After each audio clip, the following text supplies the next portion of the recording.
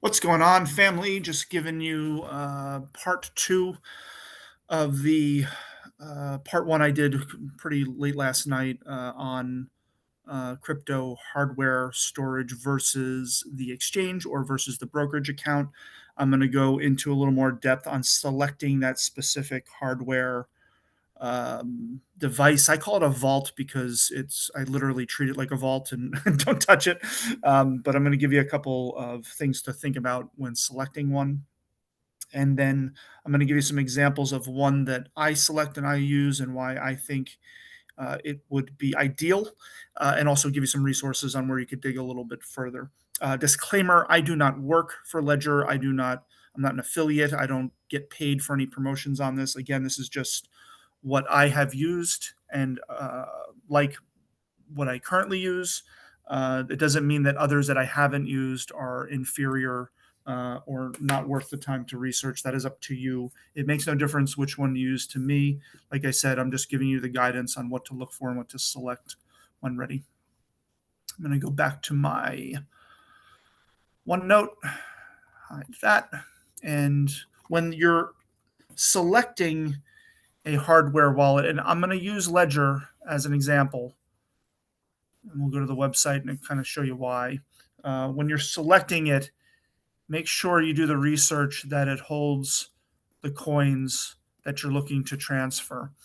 Some of the, I guess, older wallets on maybe not so much Ledger, but some of the other ones that I've purchased and looked at, they may be limited to about 25 to 50 coins. Ledger's compatibility is in the thousands. I'll let you know that.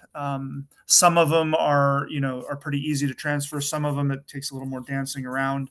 XDC is one of them. So if you're looking to get your XDC off of your exchange or your brokerage account or Uphold, you can do that with Ledger, but it takes a little bit of finessing, just to let you know. The other ones are pretty easy. XRP is easy. XLM is easy. HBAR, Algorand. Casper is another one that isn't easy, just to let you know. So just keep that in mind as you're doing the research to see which ones you want to use.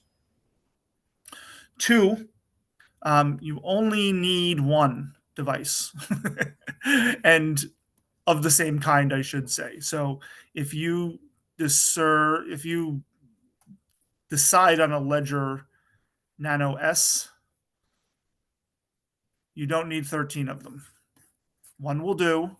If you want to get one S, one X, and one Stax, that's fine. You can get other ones. You can get Trezor. You can get, I think Decent is another one. It was mentioned, I believe, in the comments. I'm drawing a blank on it. In the comments to my part one video, there was a Tandem, I think. Tangent, I think was another one. Tangem, maybe with an M. I don't know. I'm trying to think of the other ones. Elipal is another one. Arcturus is another one. You don't have to get multiple versions of this. One of these, whichever one you choose, can hold multiple coins, and it can hold multiple wallets and accounts of each coin. So let's say if you get XLM and you transfer it over, you can have a main one, and then you just add another line item, add another account. It'll be a whole different address. You can do it for investing, another line item. You can do a third one for property. You can do another one for charity if you want to give it out to family members and you want to keep an account separate only for that. That's fine. And you'll have 4 separate addresses on the one device. You just keep adding accounts, adding line items, and then move your coins around accordingly to how you want to divvy it up. 3, last one is do not order from third parties. What I mean by that is if you see something cute on Amazon that might save you a few bucks, or eBay that might save you a few bucks, do not do it. Go directly to these sites and these companies and purchase them. Because, as we'll explain in the third video, is that if they're coming from a third party like this, they may have been tampered with. And I'll show you what tampering with looks like and why that puts you at extreme risk to lose everything. You do not want to do that under any circumstance. So, recapping, make sure the device holds your coins. You only need one. You can spread out your risk among different companies and different devices just to try them out if you want. But at the end of the day, when you pick one, you can just go with one and run it, and you can have multiple coins on it. You can have multiple accounts per coin as well. Keep it all in one spot. Keeps it easier. And two, or the third one, do not go to any third parties to do this, Amazon, eBay, just to save a couple of bucks. Pay whatever the price is on the company's website. You will save yourself a lot of heartache in the end. All right.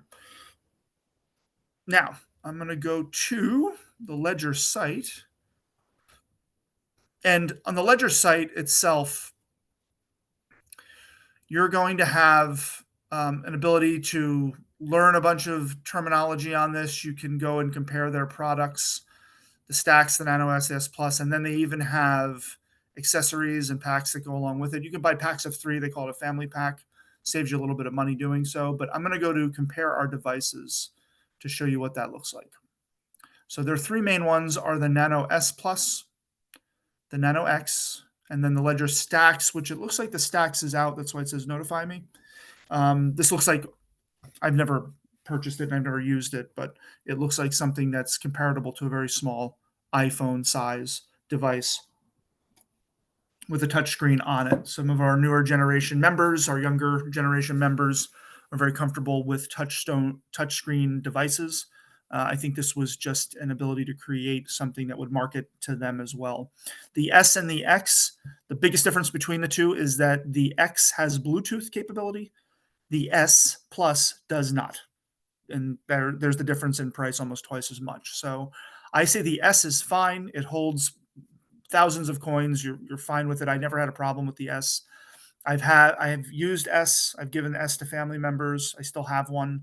I have an X as well. That's where the bulk of my my coins are located. But you can go down here and actually compare them. You know, compare the security, compare to the coins that are supported. Ledger Live app is a how do I describe it? Software that goes onto your laptop. It can go onto your phone too. I just don't put anything like this on my phone. So it can go onto your laptop computer.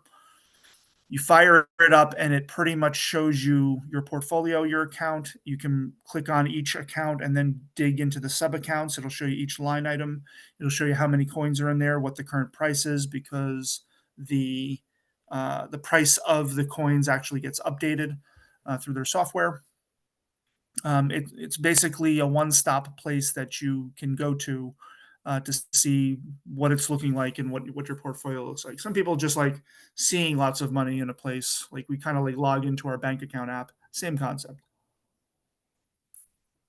Customizable lock screen, if that's important to you. The Stax has all those extra little items. You can compare the hardware and the screen resolution. You can compare the Ledger Live compatibility and what kind of device you would have that would help with that. And, you know, 500 coins, 500 coins, 500 coins. I thought it was 1,000 for some strange reason.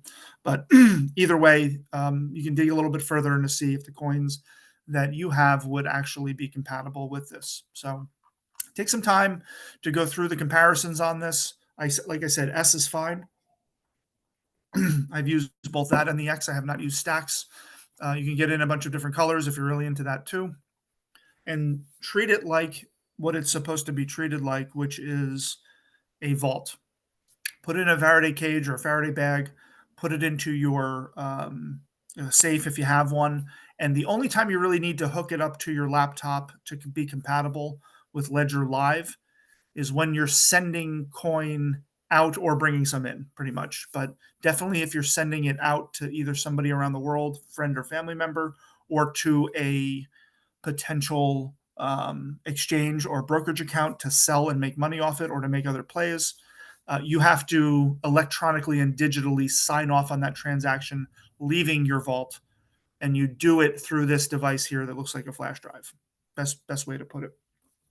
I'm going to do a part 3 on this as well. And the part 3 is going to be going into the mechanics of the pin to get into your little flash drive device versus the recovery phrase and the differences between the two.